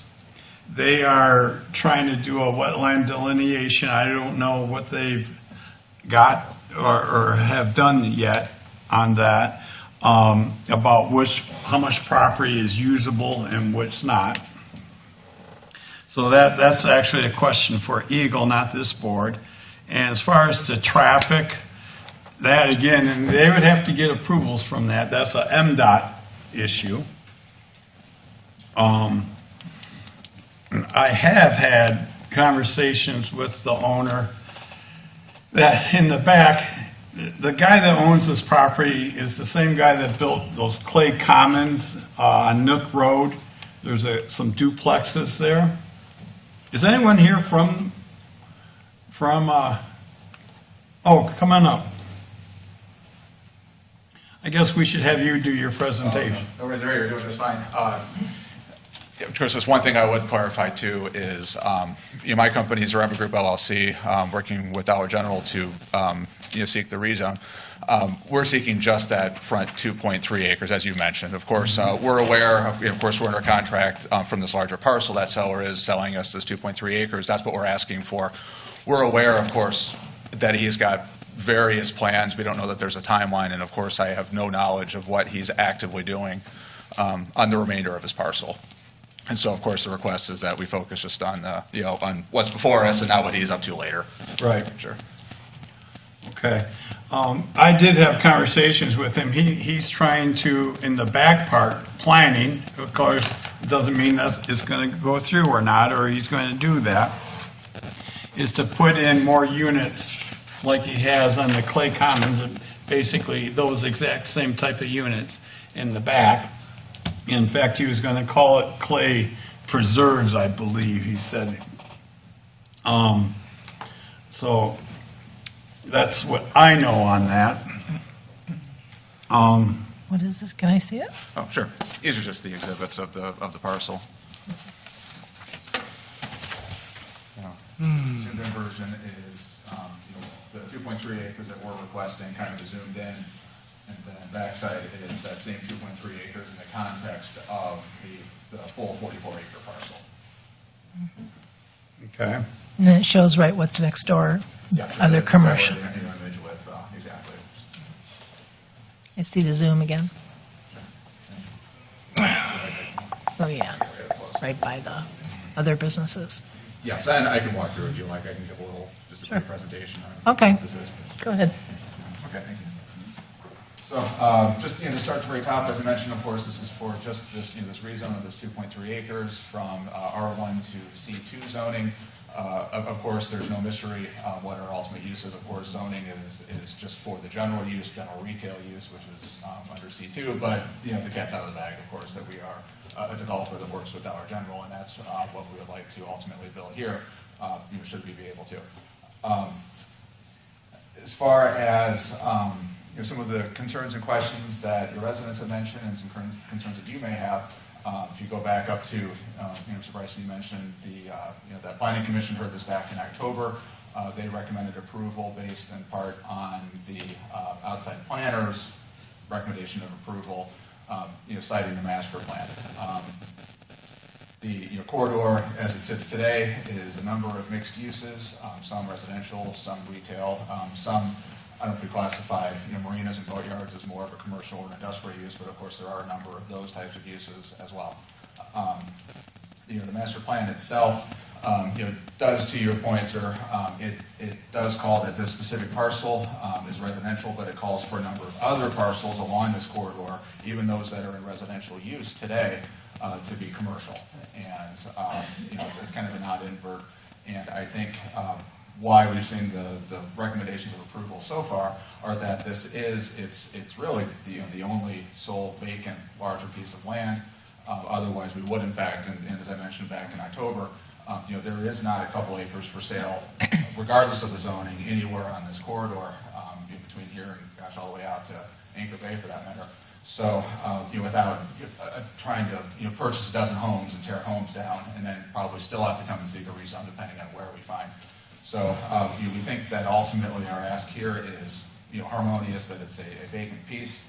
The last brick and mortar use on this parcel, as we know, from a long time ago, was the clubhouse for the golf course. So this parcel has always had a commercial use of some sort, and then of course it's been disused for, whenever that clubhouse was torn down in the 80s, 90s, whenever that was. It's also worth mentioning that it's directly adjacent to Hickox Burgers. It's catty corner to Colony Marine, and then of course on both directions up and down the corridor, again, both sides of the street, you do see a mix of uses, which is exactly what the planning, or what the master plan calls for, is a series of uses. It's also worth mentioning too, if I refer back to the larger plan, I know back in October at the planning commission level, a number of residents had concerns kind of through a game of telephone that we were trying to destroy wetlands and so forth. Number one, as we know, the majority of the wetlands fall in the northern portion of the parcels that we're not seeking to rezone or ultimately purchase and develop. And anything that we do get into, there are some very, very minor portions of wetlands kind of start right about here. We are applying to Eagle for permits for that. To be totally honest, in Eagle's eyes, this becomes wetland just because of the 500 feet of the St. Clair River. These are not quality wetlands here. It's actually mowed today. But on a bit of a technicality, we have no choice but to seek wetlands permitting. From a stormwater perspective, wetlands are not. This will be a modern, anything that's developed here will have to apply to your county standards as far as stormwater management and so forth. There is none today, of course, just open field. So concerns that residents had back in October about flooding and so forth. Of course, anything we do down here probably won't affect up here regardless, but we will contain water on site and slowly release it. And today, if there's a rain event, it just runs everywhere. I think last but not least, our parcel was set up very intentionally. There is access so that the seller can continue to enjoy the rest of the property. He can develop it if he so chooses in the future, if it's the townhouses or single family or whatever he's got in mind here. And I honestly don't know what he's doing, just that we know it's residentially zoned and he's a residential developer. There is access to continue to enjoy the rest of this parcel pretty much as it is today without a huge impact. Thank you. I'll come up for air. All right. Thank you. Hey, Steve, you want to say anything? Answer your questions if you have any. Okay. I have one question. Do you consider this to be spot zoning if we would change the zoning? No, absolutely not. Spot zoning is when you're in an area there's no similar zonings within a reasonable distance, and this is not a spot zoning. Okay. If you had 2 acres, or 2 square miles of agricultural land, and you put a commercial development in the middle of it, that's spot zoning. But this is consistent with the development patterns of the area, so it's not. Okay. Thank you. Does anybody have any further questions before we? Has your group done any kind of study on whether a Dollar General would be successful here with so many other stores? Sure. So to take a step back in our process, we work for Dollar General, as a client. Dollar General's process, before they come to us, they actually give us a list of pinpoints on a map on locations that they have determined are feasible. So by the time a site comes to us, it's been vetted by Dollar General. So I say that to say that I don't know exactly what their process is, but they've determined that they can support the store. This is not replacing another store. This is a new store in addition to. We've received no notice that they're planning to close other stores nearby. by coming and, by, giving us the pinpoint and by, signing a deal with us, they've signed a 15-year lease with a number of options with us. That is it's from a Fortune 500. It's a creditworthy tenant. They are obligated to be here. So that's to say, by extension, they're banking pretty heavily on that this store will last for decades. Does anybody have any questions? I know a lot of people showed up at the meetings, not wanting it, but it's on a main road, right? And like he's saying, Well, we'll get to that here in a little bit. Do you have any questions for these? No. Okay. All right, thank you. I have one question. Do you have any other proposed sites within the community, within Algonac, or within Marine City? My same company is, in fact, working on the site in Marine City, which, of course, is more than 10 miles away. Okay. Thank you. One of the sites that you were looking for is for sale again. Oh, no kidding. So, Thank you. yep, thank you. I guess, should we make a motion first, or you just want to start discussing it and then? Well, protocol is to make a motion, right? That's what I'm saying. Someone want to make a motion?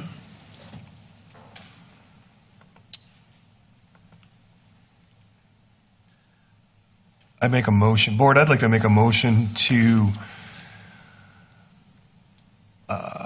open up discussion on rezoning 2.3 acres of 43.72 acres R1 to RC2. That's good. Any support for discussion? Support. Okay, a motion and support. All in favor? Aye. Tell you, my only issue, and I'll tell you this, that in our master plan, it's zoned as residential. And if it was zoned future commercial, I don't think we could stop it from going through. But it's not, and I'm not sure if that's the fault of the planning commission or what. It was just, it's zoned as residential. My own personal feeling, if I had a house right next to it and I did my due diligence, I look at the planning, the master plan, it's residential, I would think, okay, my investment there, knowing that that parcel is going to be residential, and we're not going to change it. And just for everybody here, we didn't require to have a public hearing on it, but we felt that we should have it so we get the benefit that the planning commission, they had, by law, they have to have it. And so, but it's funny, by law, we don't have to have it, but our decision is final, not theirs. I don't understand that. So we have, Yes. let's not give the people that make the decision information, I do know. It's sort of, it feels like it was kicking the can a little bit. Right. So that's why we chose to have the public hearing. So, so right next to it is Ackett's. Right. And on the other side is a house, but it's a ways, right? There's a house. Right there. The house is across the street. Right next door. What's that? This house is right next door. Not right next door. Yeah. Either side. Either side. So,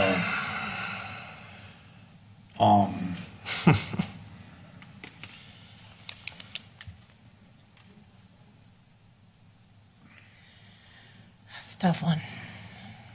Listen, what? I'll weigh in on my opinion, right? So, because I always got an opinion.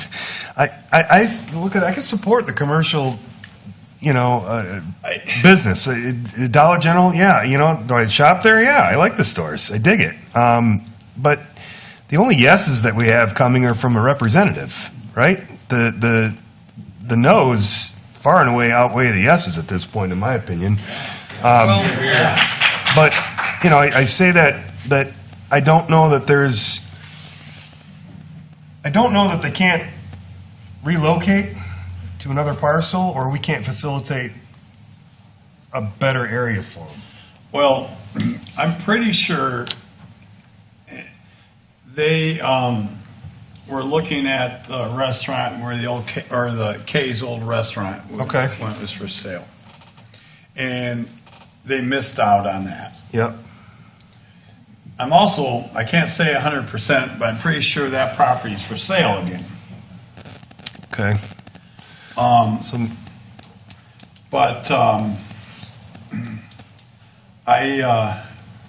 And like I say, I mean, if anybody knows me, I'm a proponent of small business. I mean, I support small business whenever we can. Buy local, shop local, dine local.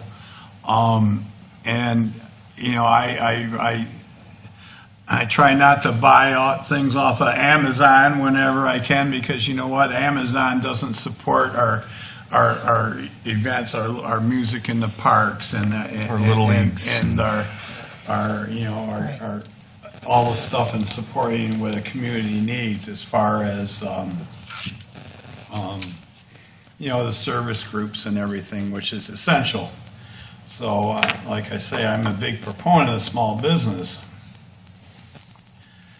The only thing I have a problem is it wasn't reflected that way in the master plan.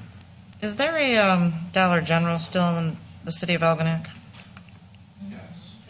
I get them. Which one's Dollar General? The yellow one. The yellow one. Okay, thanks. Not the green one. Not the Dollar Tree. It's by the gym? So we have a Dollar Tree that's, and I understand this isn't about the Dollar General store, right? It's about the rezoning, Right. but we all know what's going to happen. The cat's out of the bag. Everybody's here. We have a Dollar Tree in with Kroger's. There's a Dollar General in Fairhaven. There's a Dollar General in Algonac. I guarantee you, if we build, rezone, piss off all these people, and rezone, and they build it there, they're going to close that one in Algonac, and then people in Algonac cannot afford to lose another store. Yep. Our area can't afford Algonac to lose another store.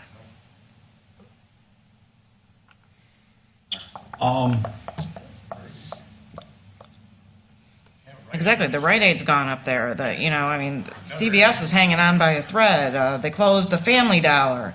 That's all they have left. That whole building up there for the senior citizens and the disabled have nowhere to shop. They moved the grocery store out of there. Mm-hmm. I'm not going to contribute to changing our master plan is not reflective of commercial. So we're changing it against our master plan. It's not clearly supported by the community.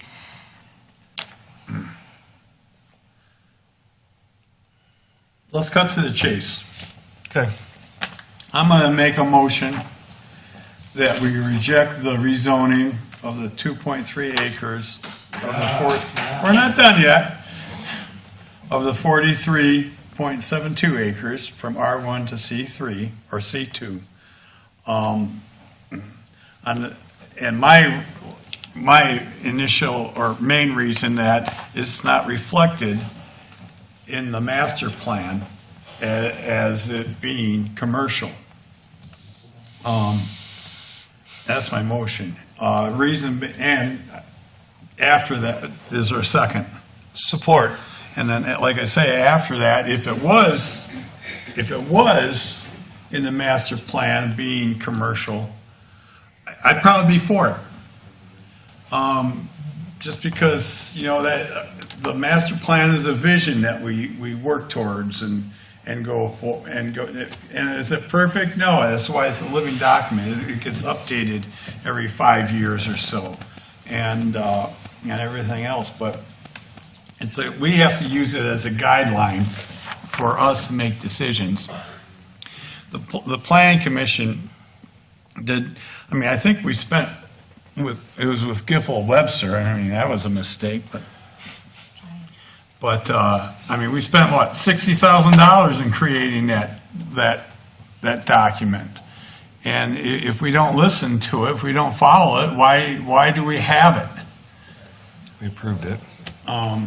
So that's my take. Anybody want to add? You good?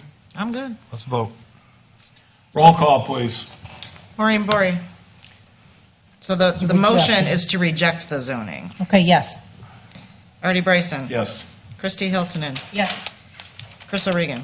Yes. Cindy Valentine, yes. Okay, motion passed to reject the zoning change. Yep. Come on back up, Mark. Did you miss me? I did.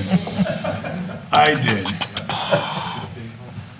Okay, DPW, we got water meter parts and hydrant parts and pieces.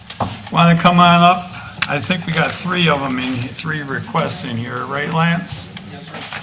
And I didn't add them today, but they total to $11,744. Yes. Okay. He wants to buy some hydrants because we have no extra hydrants right now. I have no stock. Usually we carry at least one or two in stock just in case we need one at the spur of the moment as compared to waiting 4 or 5 months down the road or whatever. You mean like if someone were to accidentally veer off the road on a sheet of black ice and take out a hydrant, we have nothing in stock to replace it? Correct. Or Okay. back into it. Good to know. And it takes 5 months to get them. Yes. And the prices are going up. And the prices are going up. And the prices are going up. Yes. Lance, how many hydrants do we have? There's In the township. 756 hydrants, I believe, in the township. 700. Yep, 56. We don't have one. It's on the amazing we don't. shelf. And we don't have one on the shelf. What I do have on the shelf, I do have a conversion hydrant. And if I had to, I could take that conversion hydrant apart and probably make one usable if I needed one at the spur of the moment. But I'd rather not do that. Okay. Well, I'll make a motion to approve your request for the water meter parts and hydrants in $11,744.14, so you can put a couple of them on the shelf, please. Thank you. Support. Okay, we have motion and support. Any more discussion? We've got it in the budget, right? Yep. Okay, roll call. It's over 10,000. Mark Bouchard. What's that? Mark Bouchard. Yes. Maureen Bory. Yes. Cindy Valentine, yes. Crystal Regan. Yes. Christy Hiltonen. Yes. Artie Bryson. Yes. Okay, thank you. Next, we have DPW gas pump repair, $1,284. Line item, we're going to split it between water and sewer. Line item 590, 932, and 591, 931. 932. Nope, 932. What's that? They're both It's 932. twice. Oh, are they? 590. Just water and Yeah. sewer. And Yeah, that's what I 591. thought. Is a That's typo. that's my typo. Sorry about that. I'll make a motion to approve the DPW gas pump repair in the amount of $1,284 from line 590, 932, and 591, 932. Support. Motion and support. Any more discussion? Hearing none. All in favor signify by saying aye. Aye. Anyone opposed? Motion carries. Next, we have Fire Department repair to Tango 3. That's going to come out of line item 93101. Hi, Chief. Hey, What are we doing to her?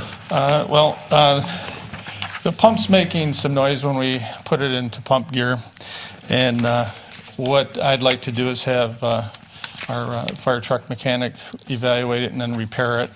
The truck was built in 2005 when we bought it. It's built by Spencer Manufacturing.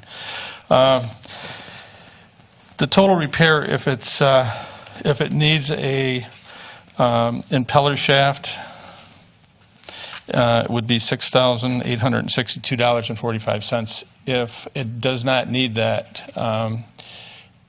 we could get out with $2,000 less than that. New seals and... Yeah, you'll have to put new bearings. seals, new rings, new packings in it and everything. We'll have to do that, but So we got between $6,800 and $4,600 to fix a noisy water pump. Budgeted item, looks like? Yep. And that'll add some life to that truck. I Yes. know we budgeted for, I think, or not budgeted, but we were looking at replacing that truck, I think, in 25, 26, I think. So we can push it back a little bit further if we have to. Yep. I'll make a motion to approve the fire department repair to Tango 3 not to exceed $6,862.45 from line 206-93101. Support. Motion and support. Any more discussion? Hearing none. All in favor signify by saying aye. Aye. Anyone opposed? Motion carries. Next, we need new turnout gear for the fire department. Total cost of $14,656. These do have a shelf life, right, Chief? 10 years. 10 years. After 10 years, the insurance doesn't cover them, and we have to replace them. Some manufacturing things, so. Get 4 sets. What's the delivery time? on That's the bunker gear that the firefighters wear to go inside a house fire. that? What's the delivery time? Delivery time, you're looking at probably 4 to 6 months. This stuff is just so expensive, but, and I, truthfully, from this supplier, I mean, this is about what we're spending, well, it's a little bit more, what we were spending 3-4 years ago. Yeah. Before inflation got crazy on us. So, I mean, I think. It goes up every January. Yeah. Well, let's stick to it. Board, I'll make a motion to approve the fire department turnout gear in the amount of $14,656 coming from line item 206-970-01. Support. Okay. Chief, I've got a little disconnect with your request and the quote from West Shore Fire. They don't match up. West Shore's got a quote for $9,900. Right, that's the wrong quote. Okay. I have the right quote in front of me. For some reason, I gave Cindy the wrong quote. Okay.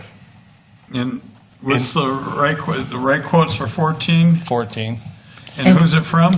West Shore. Oh, West Shore. If you'd like to postpone this until next month, I will supply you with the right quote. So you can review it before you vote on it. We can make the motion that we approve it upon receipt of the quote. Can we discuss the difference? Is it simply a price difference? Or are you ordering more? We got 4 and 4 on the quote that I'm looking at. One's off the shelf. So the other one's tailor-made for the firefighters. Body frames are different.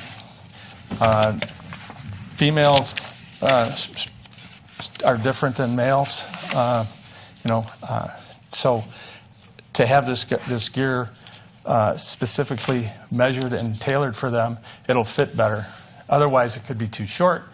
It doesn't fit right. They're dragging on their cuffs on the ground. So it's better to have it tailored or fit to them than buy it right off the shelf. So that's like, $1,000 more? Or Yes. $1,250. Yeah, per coat? $1,250. And it's a different grade of material. It's a lighter type of material. Provides them with the same protection. Are they shared, or does each firefighter have their own? Each firefighter has their own. With their name on it? So what's the price on line 1, the 4 turnout coats? On your quote? For 4 turnout coats under the quote that should have been with my letter is $8,356. So what's the unit price? The unit price is $2,089. And then line 2? Line 2 would be the pants. Each unit price is $1,525 for a total of $6,100. Chief, can you just send that invoice down so everybody can take a look at it, so we can get it approved this evening for you instead of holding you off?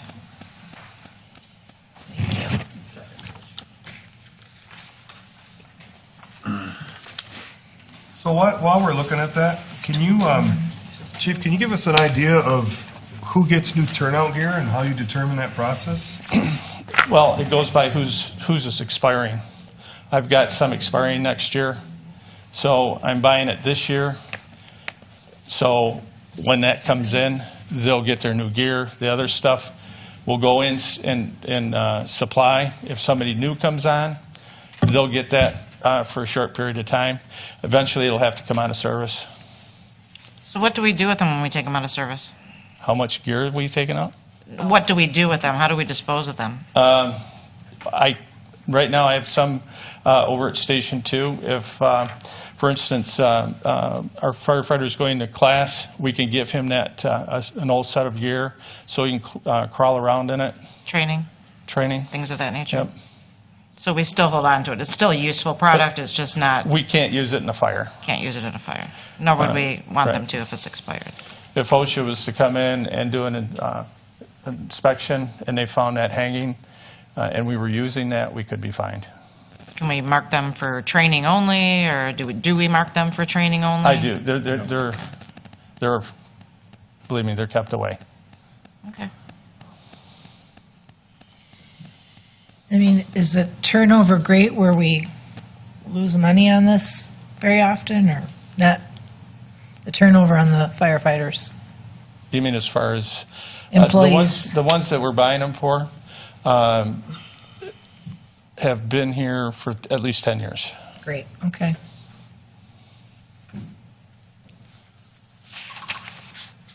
Where are we? Do we have a motion and support? Yeah. Chris started one. I don't know, I don't have a support. I thought That Mark was Mark. supported it. Mark supported. Well, I think it got interrupted with the question about the price difference. Yeah. No, I think you supported it before I questioned him on the price. So we have motion and support. So you've supplied us the quote, right? So $12.50 difference between quote number one, quote number two. So at that level, I mean, there's no doubt in your mind this is what you want, this is what your firefighters need, and it's worth $1,250 worth of tailoring and material upgrade? Well, my firefighters deserve the best, and this is the best on the market right now.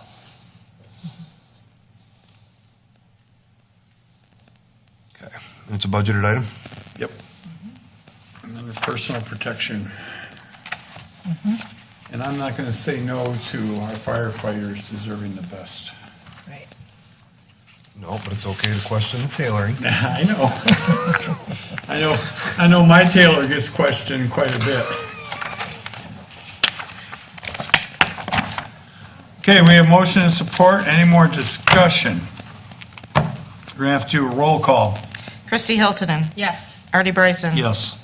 Mark Bouchard. Yes. Maureen Bory. Yes. Cindy Valentine, yes. Chris O'Regan. Motion passes. Thank you, Thank you. Chief. Next, we have Pivot Point Software. This is to renew. This is for our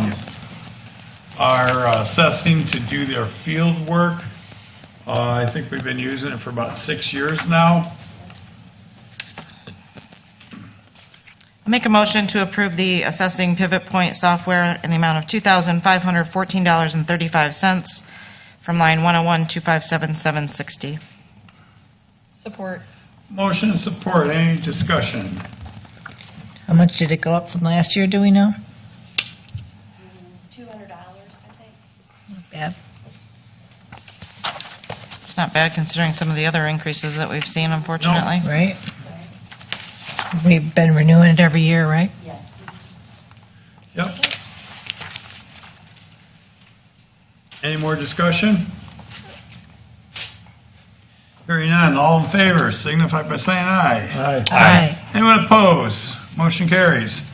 Next, we have a resolution for charges on our columbarium. Make a motion to approve Resolution 2024-01, the very first resolution of 2024.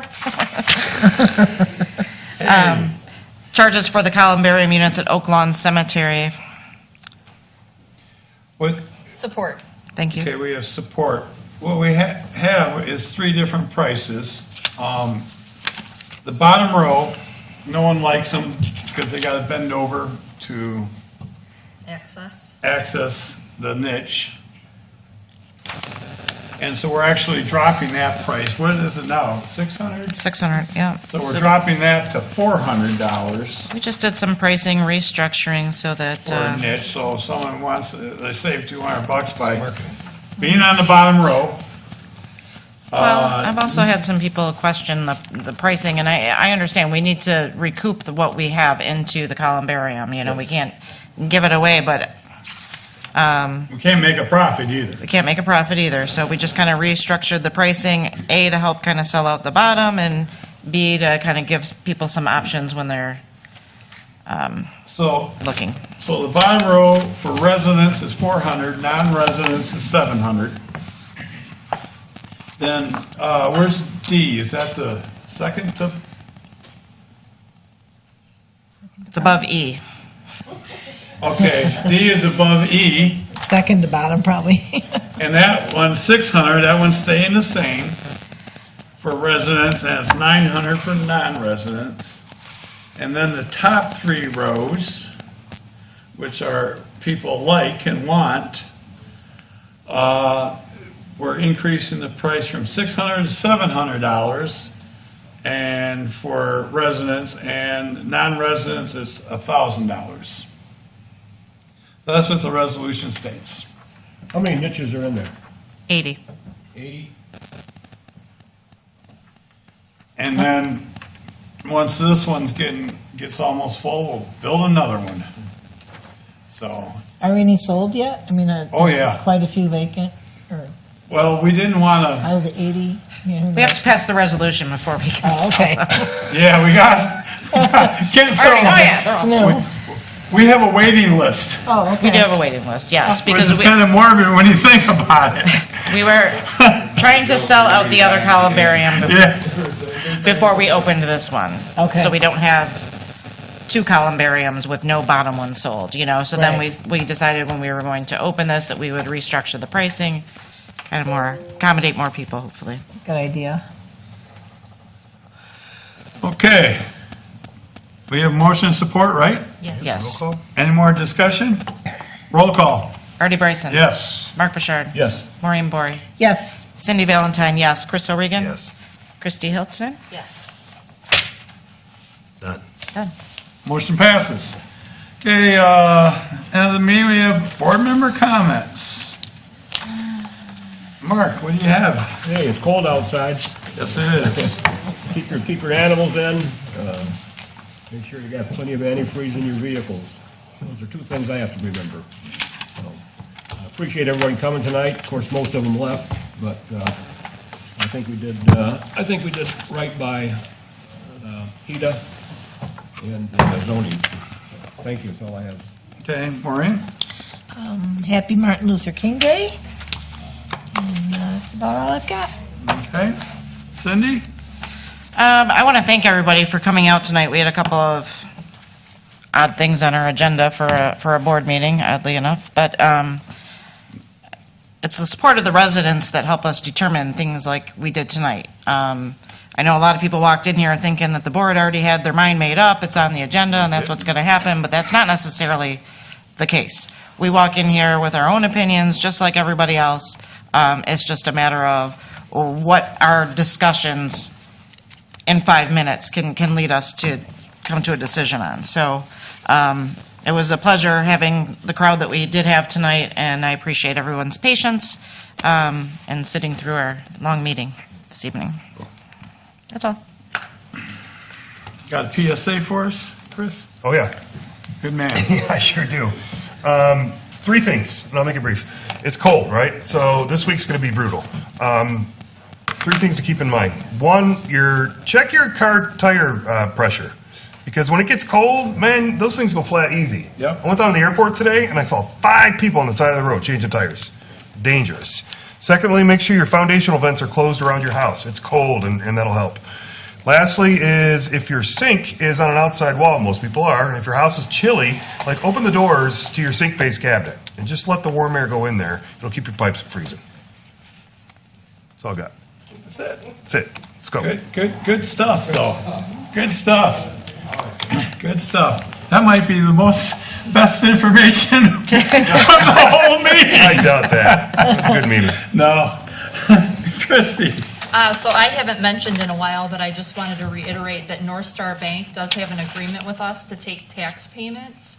If you happen to stop by during the lunch hour or on a Friday when we're closed, you can make your tax payments at the Algonac branch of North Star Bank, as long as you have your tax coupon. So they're going to ask you for your coupon, they're going to ask you for your telephone number, and they'll be able to stamp the top half of your bill paid when you pay that in full, but you have to have those items with you because they do not have access to our software. Just North Star. Just Algonac North Star. Okay. And up to the day of? Yes. Yep. Yeah, we're collecting tax all the way through the 28th of February, but the winter tax due date is February 14th. And then after that, it goes up to the county, right? March 1st. If someone if their taxes are late, we can't collect them. It goes After, to the county. So, And actually, this year is a leap year, so it's the 29th that we're collecting through. leap year. Well, I won't get into that. Who wants another day in February? Yeah. Hey, we should get our extra day in July. Right? So On a Saturday.